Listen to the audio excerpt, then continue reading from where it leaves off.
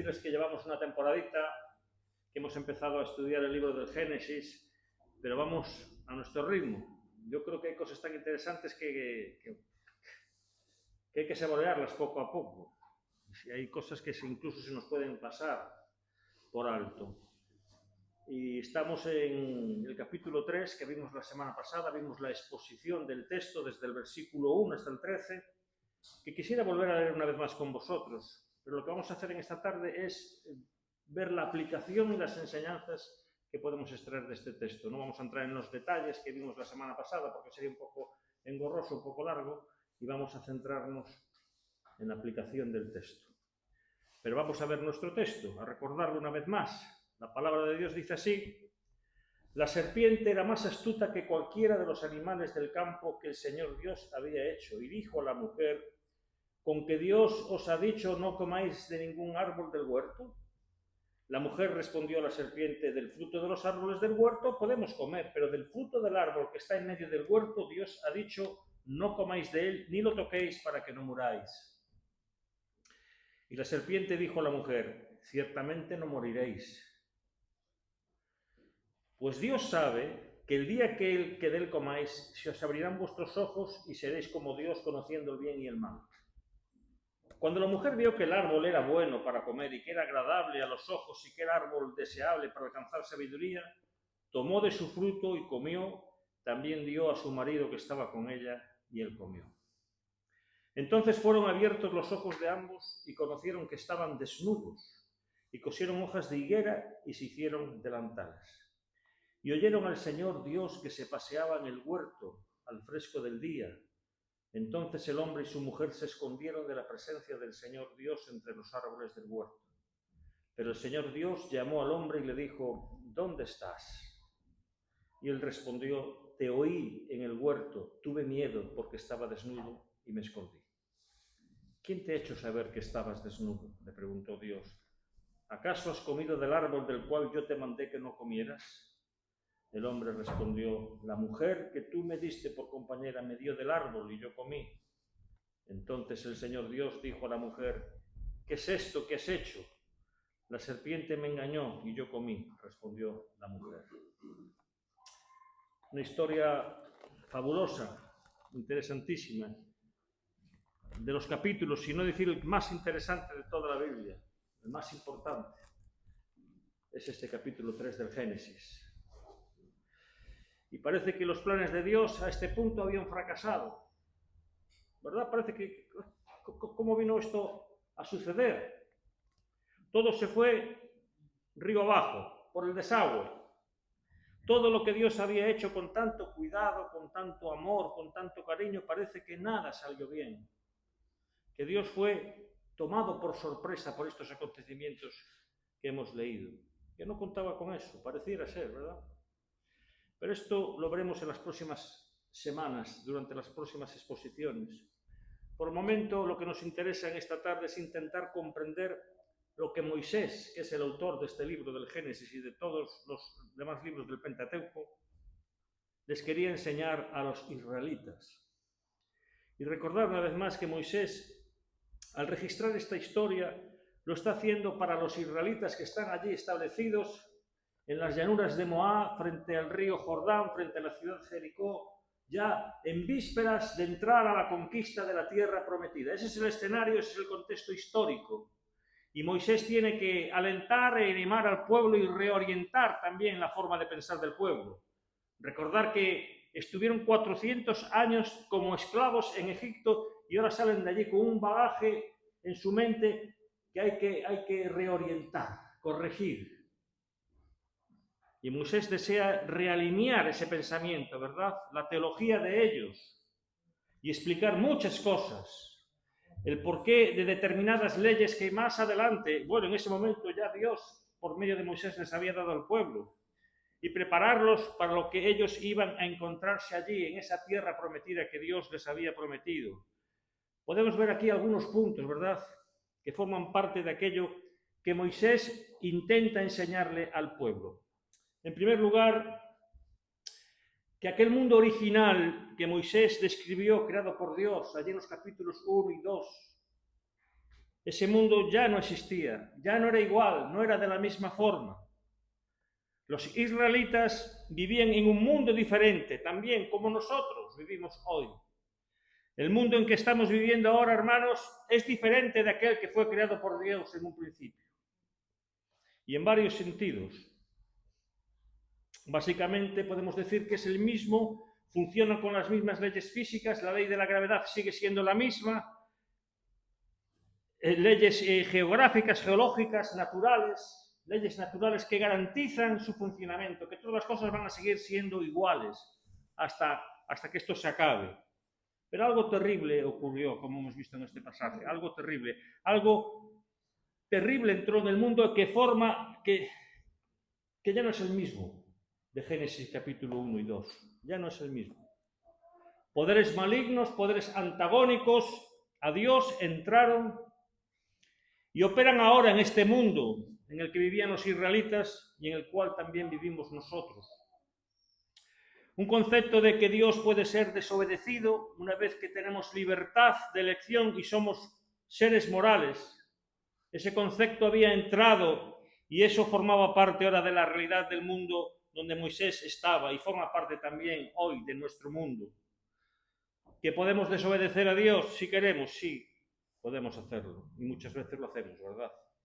Pero no era así al principio, hermanos. Ahora sí es así, pero este mundo ya no es como fue creado en un principio, como Dios lo creó en Génesis capítulo 1 y 2, y hasta ahí, hasta el punto ese de la caída. Ahora vivimos en un mundo que es completamente diferente y que Dios restaurará al final. El paraíso será recobrado. La segunda cosa que se ve clara aquí en el pasaje este y sobre la cual quiero llamar vuestra atención, porque esta semana alguien me preguntó, ¿por qué no dices abiertamente que el que estaba hablando por medio de la serpiente era Satanás? Bueno, porque el texto no lo dice. Pero vamos a indagar en el contexto de la Biblia para saber quién es el que estaba hablando por detrás de Satanás, ¿verdad? Moisés está enseñando que aquel poder maligno, que a estas alturas no había sido nombrado, y que estaba en el jardín usando a la serpiente, ese poder continúa estando presente en el mundo al día de hoy. Y haciendo exactamente las mismas cosas, hermanos, queriendo llevar al pueblo de Dios, a los hombres, cada vez más lejos de Dios. Eso es lo que quiere Satanás. Y presentándose a sí mismo como otro Dios, con otra alternativa superior a la de Dios. Era ese poder quien estaba por detrás de los ídolos que eran adorados en Egipto, en donde los israelitas habían pasado 400 años. Era el mismo poder maligno espiritual que estaba operando allí, en la tierra de Canaán, la tierra que ellos iban a conquistar y que estaba delante de ellos, y a la cual ellos iban a entrar en breve. Pero ese poder estaba allí también, detrás de esos dioses cananeos, en donde era adorado y en donde se le rendía culto también por medio de los ídolos y de los dioses de aquellos pueblos. El propio Moisés más tarde se va a referir a eso mismo con palabras más claras. Y quiero que prestéis atención para que entendáis cuál es la base que voy a usar para deciros esto. En primer lugar, un pasaje, Levítico 17, 7. Allí Moisés dice, y nunca más sacrificarán sus sacrificios a los demonios, tras de los cuales han fornicado. Tendrán esto por estatuto perpetuo por todas sus edades. Esta es la primera vez que la palabra demonio aparece en la Biblia. La primera vez. Y es usada aquí por Moisés para referirse a esos poderes que estaban por detrás de la idolatría y que siguen estando hoy en día detrás de toda idolatría. Poderes enemigos de Dios que quieren tomar el lugar de Dios y ganar la adoración, el servicio y la admiración de las personas, de los hombres y mujeres. Es el mismo poder que estaba allí en el jardín del Edén. ¿Sabes qué? Mira, si Satanás no consigue que le adoremos a él, va a intentar por todos los medios que no adoremos a Dios. Él quiere esa adoración, quiere ese culto y se ha escondido detrás de todos los dioses de todas las épocas, tratando de robarle el culto que solo Dios se merece. Al final de la Biblia veremos lo que dice el apóstol Juan, pero Moisés nos da otro texto más adelante, en Deuteronomio 32, 17, el último libro del Pentateuco. Allí dice, y ofrecieron sacrificios a los demonios. Así de claro lo dice. Y esta sería la segunda vez que la palabra demonio aparece en la Biblia. Moisés está identificando aquí quiénes son esos poderes espirituales por detrás del engaño, por detrás de la maldad y la rebelión contra Dios, y los cuales desean adoración. Ellos desean ser adorados. Dice que ofrecieron sacrificios a los demonios y no a Dios, sacrificaron a dioses que no conocieron. Se está refiriendo a los israelitas cuando estaban allí en Egipto. Cuando ustedes estaban allí en Egipto, les dice, sacrificaron, hicieron ofrenda a los dioses de Egipto, pero en realidad lo que estaban haciendo era ofreciendo sacrificios a los demonios. Eso es lo que hacían en realidad. Aquellos poderes que estaban allí en el jardín, detrás de la serpiente, eran ellos los que estaban allí. Y ya si nos vamos al Nuevo Testamento, hermanos, al final de la Biblia, el apóstol Juan le pone nombre. De hecho, le pone varios nombres. Se refiere a este episodio del Génesis 3, dándole nombre a estos poderes y revelando su verdadera identidad, para que no quepa ninguna duda. Él se refiere a la antigua serpiente. En Apocalipsis 12:9 dice allí, y fue lanzado fuera el gran dragón, la serpiente antigua, que se llama como Diablo y Satanás, y que hace, el cual engaña el mundo entero. El que sedujo a la mujer fue arrojado a la tierra y sus ángeles fueron arrojados con él. Aquí nos está dando más información acerca de los demonios, acerca de Satanás. Esto sería para hacer ya no solamente un sermón, sino hacer muchos estudios acerca de los ángeles y los demonios. Tenemos otro pasaje dentro de Apocalipsis, escrito por Juan, Apocalipsis 22, y dice, y prendió, este es el fin de Satanás. Satanás lo sabe, Satanás conoce la Escritura, la conoce de pe a pa. Y él conoce este versículo. Y prendió al dragón, la serpiente antigua, que es el diablo y Satanás, y lo ató por 1000 años. Pero más adelante va a decir que lo va a arrojar al infierno, al lago de fuego, que arde con fuego y azufre. Y esos pasajes él los conoce, y sabe que esos pasajes se van a cumplir. Y eso es lo que él detesta. Para Satanás no hay perdón, no hay redención. Más adelante vais a entender por qué. No en este mensaje, sino en próximos mensajes, poquito a poco. La palabra Satanás en el idioma arameo significa adversario. Se ve que el apóstol Juan, hermanos, se refiere a esto como siendo algo histórico, lo cita como algo histórico, algo real que sucedió en un tiempo y en un lugar determinado. Es historia, algo que realmente ocurrió. Esto no es un mito, no es una leyenda. Si tú encuentras que el capítulo 3 del Génesis es una leyenda, una fábula, una historia, un cuento de hadas como Blancanieves y los 7 enanitos, entonces no tienes ningún fundamento para el cristianismo, ninguno para poder entender la realidad desde una perspectiva cristiana. No tienes fundamento. Tal vez sea por esto que este capítulo ha sufrido tantos y tantos ataques, más ataques que el capítulo 1 y el 2 del Génesis, por parte de personas que tratan de negar su historicidad. Dicen que esto aquí es un hablar por hablar, es una leyenda, una charlatanería, una fábula, un cuento, un mito. Pero si quitamos este capítulo, como ya os dije en cierta ocasión, no vamos a poder entender por qué la humanidad es lo que es y por qué está como está. No lo vas a poder entender, es imposible. No vas a poder entenderlo. No tendrás explicación para la maldad, para la violencia, para el odio, la revuelta, la malignidad, y al mismo tiempo todavía poder ver esos resquicios, ¿verdad?, de la imagen y semejanza de Dios que todavía existen entre nosotros. Por lo tanto, el Señor Jesús también se refiere a este pasaje. Y si quieres una fuente de autoridad mayor que la del Señor Jesús, yo no sé cuál puede ser. Pero él dice en Juan 8:44, diciendo que el diablo, que es asesino desde el principio. ¿A qué se refiere este episodio? A este episodio concretamente. Dice en Juan 8:44, él ha sido homicida desde el principio y no ha permanecido en la verdad, porque no hay verdad en él. Cuando habla mentira, de suyo habla, porque es mentiroso y padre de mentira. Él engañó a la mujer y la engañó y la sedujo con una mentira. Él es mentiroso y padre de mentira. Jesús veía este episodio como algo que había ocurrido, siendo algo real, concreto, un hecho específico, histórico y no una leyenda. Y así es como nosotros tenemos que verlo, hermanos.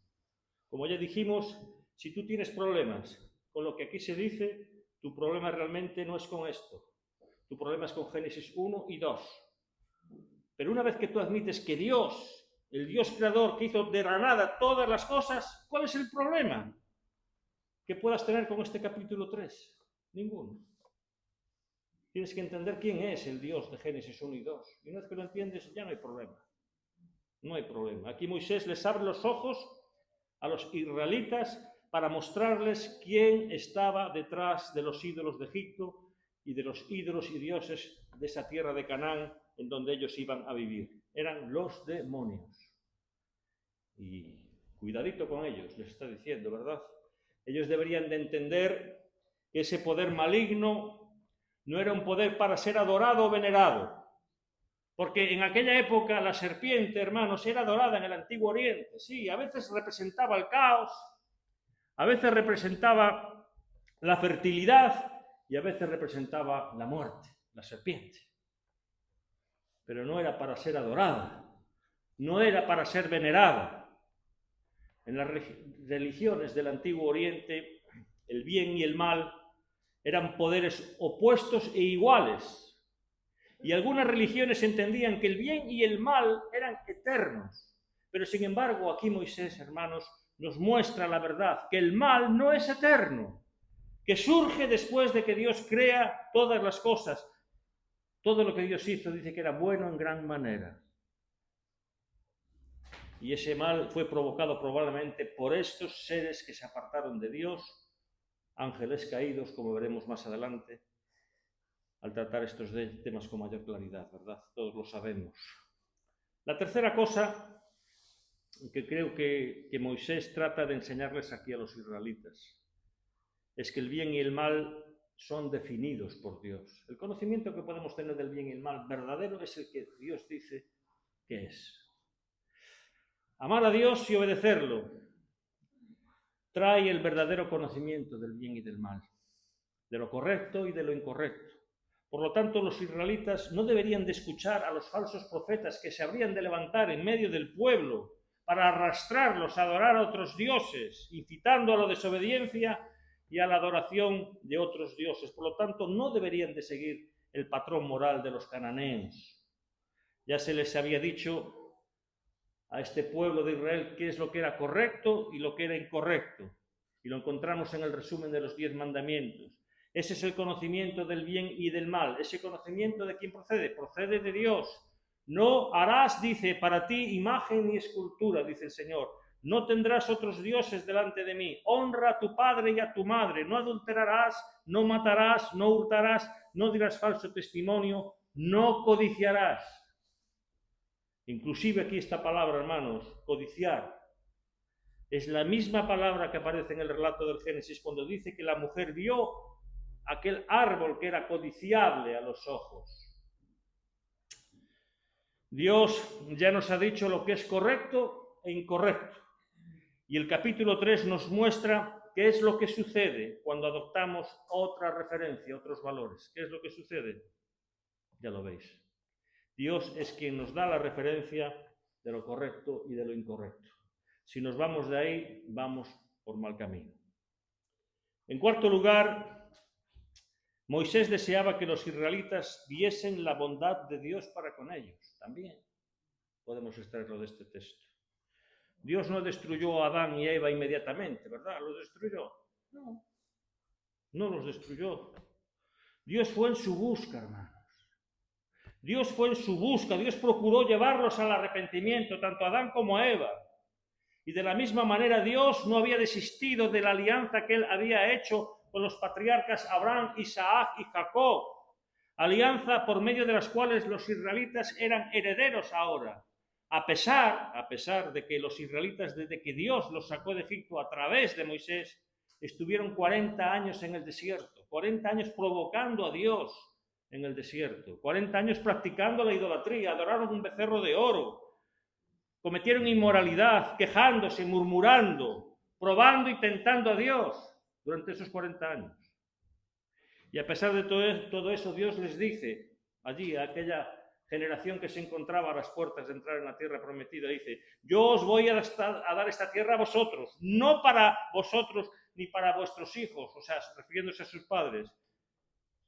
No a los que fueron la primera generación y que perecieron todos en el desierto por su incredulidad, sino a esos que llegaron allí a las puertas de Canaán, les fue a dar la tierra a sus hijos. Los demás, todos los que salieron de Egipto, exceptuando José y Caleb, todos murieron en el desierto. Aquí vemos una vez más la bondad de Dios. El mismo Dios que no abandonó a Adán y a Eva, sino que fue en su busca, es el mismo Dios que tampoco abandonó su alianza con Abraham, Isaac y Jacob y le dio la tierra a sus descendientes. Ese es nuestro Dios, el mismo Dios nuestro. Y en quinto lugar, Moisés desea enseñarles a los israelitas la naturaleza del pecado. ¿Qué es el pecado? Yo recuerdo de niño, del catecismo, esa definición de pecado. Es toda desobediencia voluntaria a la ley de Dios, decía ese catecismo, ¿verdad? Y la definición de pecado es una definición que necesita ser traída de vuelta en nuestros días.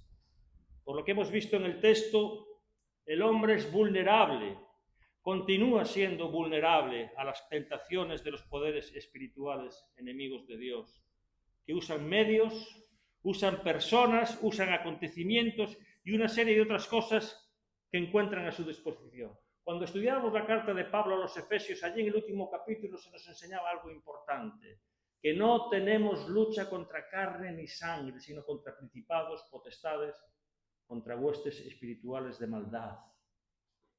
Pero esas huestes espirituales de maldad usan a personas para causarnos daño. Así que cuando veas que alguien viene contra ti, pregúntate quién está detrás de esa persona que se levanta contra ti, a calumniarte, a insultarte, a hacerte daño, a herirte. Pregúntate quién está detrás de esa persona.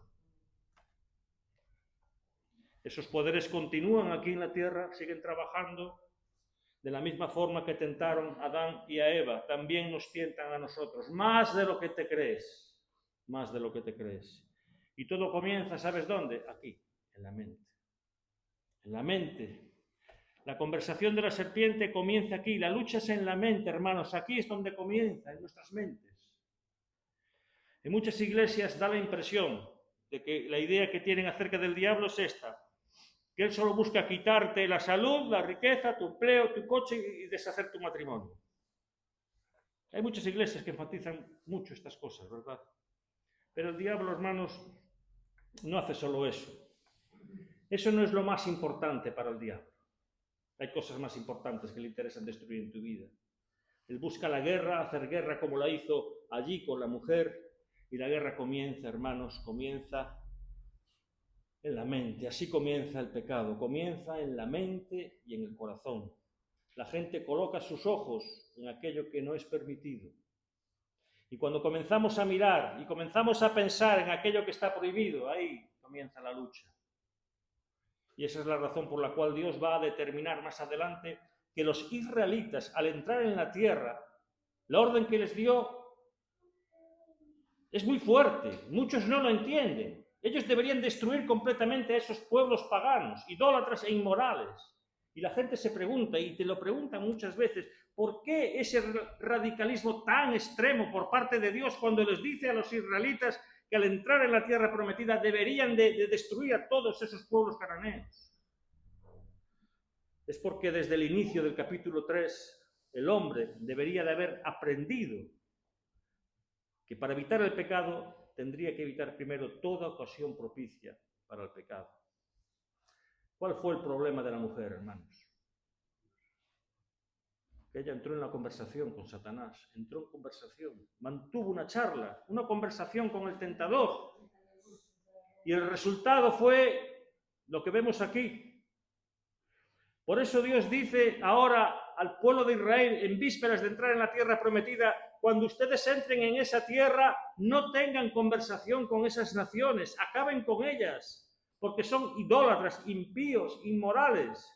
Llevan más de 450 años ofreciendo a sus hijos primogénitos al dios Moloch, ofreciéndolos en un altar de fuego. Y ya acabaron con mi paciencia, dice el Señor. Ya se agotó mi paciencia para con ellos. Van de mal en peor. Por esa razón Dios les dice, no os caséis con sus mujeres, ni se os ocurra, ni siquiera pronunciéis el nombre de sus dioses, ni de sus ídolos.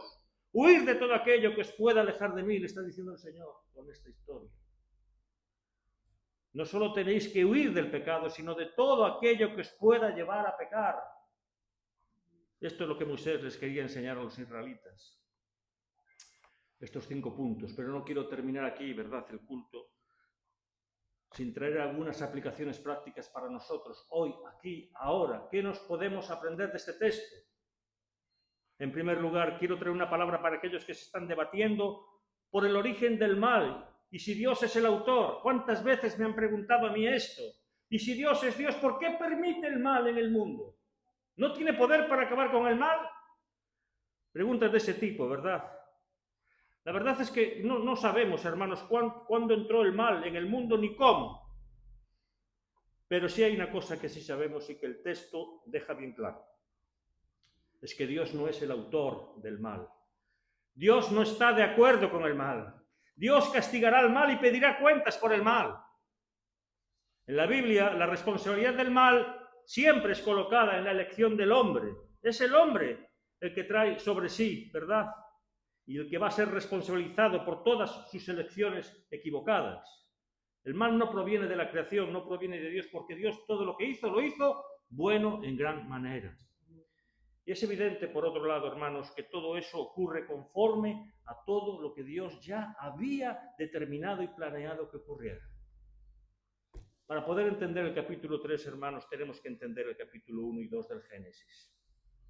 En el capítulo 1 y 2, Dios aparece como el Dios todopoderoso, el Dios inimaginable que siempre existió y que Él, apenas por su palabra, crea mundos y los llena de riqueza, de vida, de todo.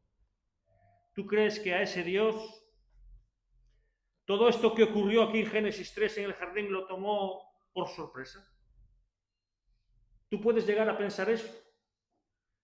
Que Dios de alguna forma ahora diga, ¿y ahora qué voy a hacer? Me han destartalado mis planes. ¿Qué hago ahora? Si tú piensas eso, tú no has entendido de ninguna manera Génesis 1 y 2. Lo que estos 3 capítulos, tomándolos en conjunto, nos enseñan es que Dios es absolutamente soberano sobre el mundo que Él creó y que el hombre es responsable de sus acciones. Yo sé que Moisés no intenta explicar esto aquí, él no lo intenta y la Biblia muchas veces ni nos da explicaciones de las cosas. Y no tenemos cómo entender esto. Solo tenemos que aceptar el capítulo 1 y 2 como la soberanía de Dios y el capítulo 3 como la responsabilidad del hombre. El hombre fue responsable de su pecado, de lo que él hizo, es responsable. Por eso te digo, mi amigo, no dejes que interrogantes sobre este asunto del mal oculten la clara verdad de que tú eres un pecador, de que yo soy un pecador y de que somos responsables de todos los errores que cometemos delante de Dios. No dejes que esas disquisiciones filosóficas o teológicas te aparten de esta realidad. Somos pecadores, unos redimidos por gracia, otros están en sus delitos y pecados. Algunos quieren esconder esa responsabilidad, ¿verdad?, delante de ese interrogante teológico y filosófico que a mí me han hecho muchas veces esa pregunta. Yo creo que es la más recurrente que me han hecho. ¿De dónde viene el mal? ¿Por qué Dios permite el mal? Eso no interesa, amigo mío, no interesa ahora. Yo no sé de dónde viene el mal. Lo que sé es que si tú haces algo malo, la culpa es solo tuya y nada más que tuya. Yo sé que si practicas el pecado serás responsable delante de Dios. Por lo tanto, no dejes que esas discusiones filosóficas te aparten de lo que realmente importa. No dejes que te aparte. En segundo lugar, quisiera tener también una palabrita para aquellos que se están debatiendo con la cuestión del libre albedrío. La Biblia no nos presenta muchas explicaciones sobre el libre albedrío. Lo que está claro es que Adán podía hacer lo que hizo y de hecho lo hizo. Y ahora, después de haberlo hecho, él continúa siendo responsable de todas sus actitudes y tú y yo también, hermanos, como descendientes de Adán que somos. Somos responsables de todas nuestras elecciones, de todas ellas. Tú y yo continuamos siendo un ser moral y Dios va a tomar en cuenta todas tus decisiones y hacerte a ti y a mí responsable de ellas. Somos responsables, somos seres morales responsables. En tercer lugar, ya voy terminando, ¿verdad? Una palabra para ti en especial, que estás jugando con el pecado. Ya sabes lo que estoy diciendo. Esa relación pesada que tienes, que estás viviendo, ¿verdad? Es un amor ahí, pero que aún no ha sobrepasado los límites. Pero no falta mucho para eso. Esas amistades impías que tienes, esos grupos que frecuentas y que te mandan esas fotos, esas conversaciones, esos negocios atractivos pero deshonestos. Si tú no has aprendido de este texto, que debemos de huir no solamente del pecado, sino de todo lo que sea una ocasión para el pecado, tú no has aprendido nada del texto, absolutamente nada. Y te digo algo más, si el diablo consiguió engañar a Eva, que no tenía pecado en ese momento, era sin pecado, y consiguió engañártela, tú imagínate lo que puede hacer contigo, que eres un pecador corrompido, perdido, inclinado a todo lo malo. Por lo tanto, huye, no solamente del pecado, sino de todo aquello que pueda ocasionarte llegar al pecado. Puede ser un amor, puede ser una amistad, puede ser un negocio, puede ser una sociedad, puede ser el tipo de cosas que ves, las cosas que lees, lo que quiera que sea. Huye porque no eres invulnerable a eso. Eres frágil, eres débil. Huye de esas cosas. Y en cuarto, y quisiera terminar aquí con esto, con una palabra para ti, mi amigo, que nos acompañas tal vez por la internet y que has caído en pecado, como Eva y como Adán cayeron en pecado, y que te estás sintiendo ahora culpable, con miedo al castigo. Es bueno que te sientas así, es una buena señal de que tienes y que hay esperanza para ti. Porque hay personas que caen en pecado y con la cara tan cínica, como que no pasa nada, ¿verdad? Pero si tú estás sintiendo, de hecho, que estás desnudo delante de Dios, con vergüenza de Dios, con vergüenza por lo que has hecho, entonces para ti hay esperanza, mi amigo. No huyas de Dios. No huyas de aquella voz, de aquel sonido que en medio del jardín viene a tu encuentro, sabiendo que eres un pecador. Él lo sabe. Te conoce por dentro y por fuera. Pero Dios te quiere traer de nuevo al sentido común. Te quiere traer al buen camino, al quebrantamiento, a la verdad, al arrepentimiento y a la vida eterna. Humíllate, confiésate y arrepiéntete y obtendrás perdón de ese Dios, como el resto de la historia del Génesis nos enseñará. Que Dios bendiga vuestras vidas, hermanos. Que bendiga vuestras vidas en esta noche y a todos aquellos que nos acompañan también a través de la internet. Que Dios nos dé un corazón quebrantado a todos, humilde delante de Él, delante de estas realidades tremendas que se encuentran en este capítulo que acabamos de ver. Vamos a terminar con una oración. Bendito sea Dios. Señor, como hijos de Adán y Eva, llegamos delante de ti, Señor, agradecidos, sí, por ese segundo Adán, nuestro Señor Jesucristo. Agradecidos por el Hijo de la mujer, por el hecho cierto de que Adán se equivocó, sí, y por esa razón nos precipitó a todos en la misma condenación.